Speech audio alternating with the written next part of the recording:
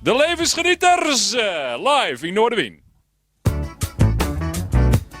Yeah. Zoals je hem net hebben, LG Cool D is erbij. Ja. Meestal doe je veel, beter doe je rustig. Meestal doe je veel, beter doe je rustig. Stress, ik zie het vaak om me heen. Voor veel mensen een aardig probleem. Te veel werk, te weinig vrije tijd. Laat mij maar, ik doe dat wel. Je gaat geheid voor de pijl. Burn-out alarm, je verdient je rij. Maar nu voel je je arm, geen tijd had je.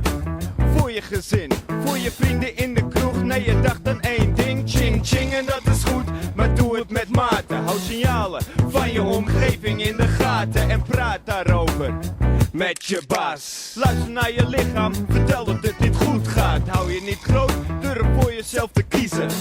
Want geluk is iets groots te verliezen. Dus zeg nee, als mensen iets van je willen. Geef aan dat je geen tijd hebt, want je bent een nutje chillen. Meestal doe je veel, Chillen, beter doe je rustig. doe je rustig. Meestal doe je veel, beter doe je rustig.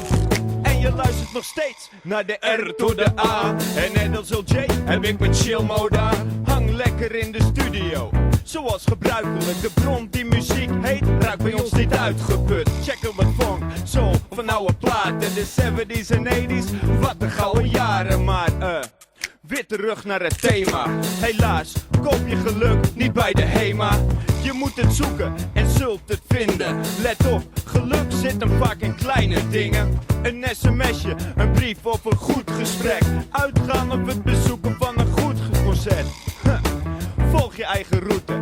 Doe je dit niet, ga jij jezelf ontmoeten. Durf eens wat vaker nee te zeggen. Nee, zodat je wat meer tijd voor jezelf kunt hebben. Want Meestal doe je veel, beter doe je rustig. Meestal doe je veel, beter doe je rustig. iedereen klappen. Meestal doe je veel, beter doe je rustig. Meestal doe je veel, beter doe je rustig.